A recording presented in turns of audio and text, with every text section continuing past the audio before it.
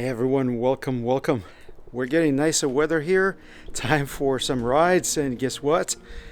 We're done building the Epic 8. I know Epic 9 was just launched, and just to jump ahead, did you notice that it doesn't offer this kind of cable routing anymore? It's all through the headset. So if you're interested in something like that, it's called Epic 9. But here's my custom Epic 8 and the way we built it. Right off the bat, you can see that I built this with a Fox suspension, something that is not very common, mostly because they prefer the RockShox, the Flight Attendant. If you need that kind of complication on your bike, might as well. This is not entirely mechanical, as you can see. Yes, I do have some Garbaruk components over there, but this uses the good old T-type that is now in season 3.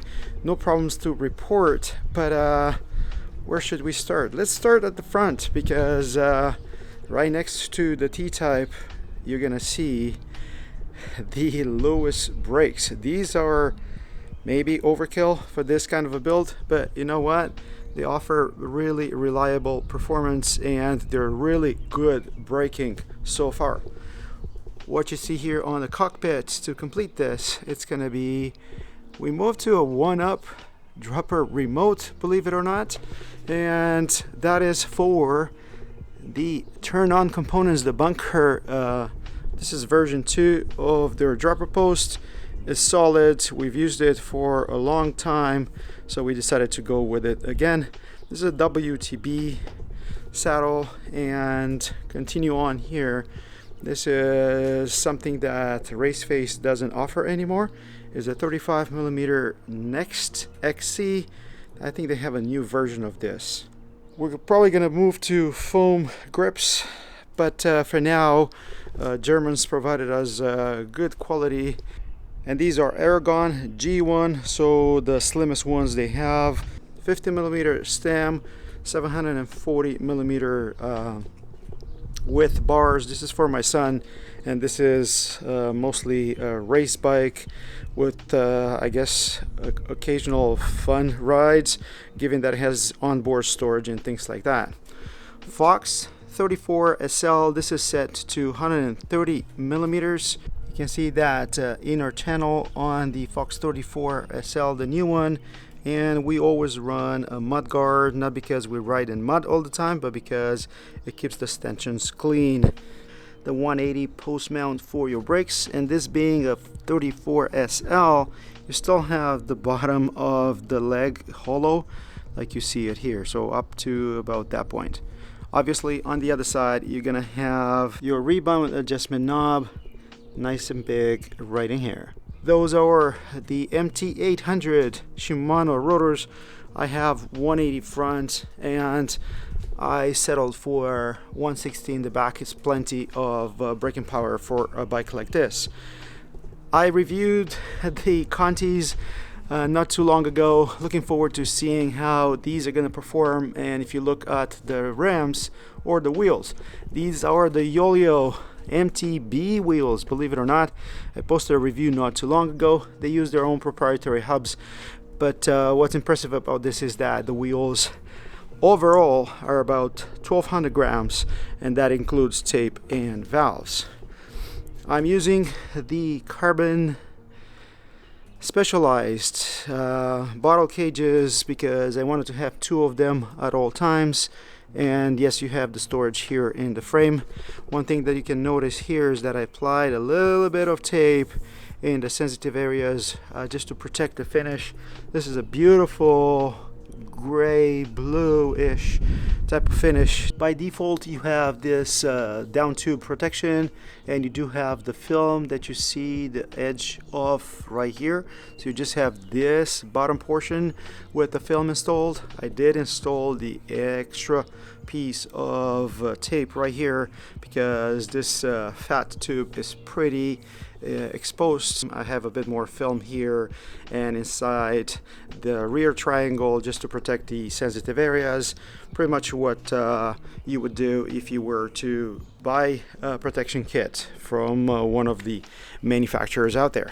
This is a size L frame, by the way, and they fit small. We are medium frame people, but for Specialized we had medium. Epic 7. For Epic 8 we went for large, and the fit is better definitely for trail riding. I guess for XC you could go either way.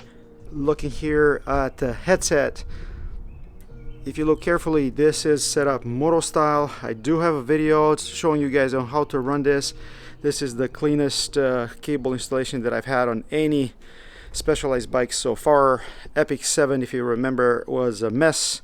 Epic 8 gives me this option. Epic 9 is a disaster because everything goes through the headset, and right now they're only pushing on the wireless drivetrains, because Epic 9, again, not only that it has cables going through the headset, but it has no cable routing whatsoever for mechanical. This guy right here has a port that gives you the chance to run mechanical drivetrain if you choose to do so.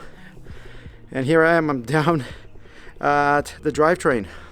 You guys have seen the cranks reviewed not too long ago. This is the new XTR 9200. You have the in-peak power meter right in here. These are Garbaruk cranks, 170 millimeters. They look beautiful, they work beautifully. This is a round chainring, 32 tooth. It's been a while since we run around anything, but with the power meter there's no way to run an oval here. It looks beautiful overall, and there is very light. This is a 3-piece that uses a dub bottom bracket. It's threaded on this bike. Again, I have a review of these cranks on my channel. Take a look at that for more details. This is on season 3. No issues to report so far. Worked just fine. And this is their version 2 cassette. I did review this on my channel not too long ago. It's lighter and it sounds different, but it shifts very well otherwise. In the back I have a Conti tire as well, but this one is not the Trinitol. This one is what's called a Dubnitol. This one is supposed to roll better. I have this installed without the insert, first for me as well. I just want to make sure that these wheels actually withstand some actual riding that we're going to do on them. And I promised you a view from the non-drive side, and this is where you can see those rotors better. And here's my beautiful 4-piston Lowe's brakes. These are the ones that use titanium bolts just to save a tiny bit of weight. You can see up here that cover for the headset. I already bought an extra headset assembly because I'm paranoid and I'm afraid that they're gonna obsolete this one for Epic 8, but it looks like it's used for Epic 9, so we should be fine. You can see that I plugged my 2 cable routings, the tube and tube here on the left side because we don't use it. And you did notice that I have the lever damper here. We don't use remotes. I don't have a remote here on the back. This is the Fox Float SL, and Fox Float SL gives me 3 position. This is a better pedaler than Epic 7, so you can keep this in the open mode most of the time. Put it in the pedal mode, or locking it up obviously helps. And yep, here's the reason why you should consider installing some sort of tape. Look at that, bit of a scratch, but it's just on the film, nothing else.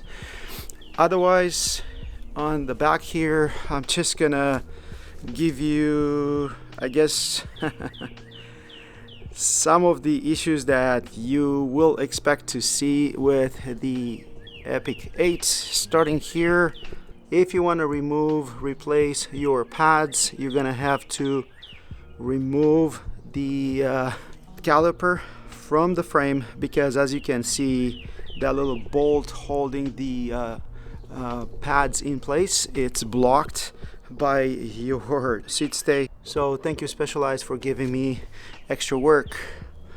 Coming back here, you don't have that little plastic protection that's available on Epic 9, so you're gonna have to keep an eye on this area, keep it clean. We're using this on the high position only because the bike is slacker enough, and this is used as an XC race bike from time to time. but it's slack enough for our needs. I've already mentioned this is the Fox Float SL, the new one. It's pretty much the old Fox Float with tiny improvements. Right underneath here, this is where there's a big hole, and I filled this up with a bit of foam and a bit of the film that I used to cover the frame with. I have a short, I'm gonna put in the description just so you guys see how that looks like. And my last beef with this design is, if you look in here, you can see that color, the knock block. It's already visible from here, so this is gonna get any dirt, any water when you wash your bikes, getting right into your bearing. So keep an eye on this area, because again, that design is for racers that don't maintain their bikes, not for people like you and me.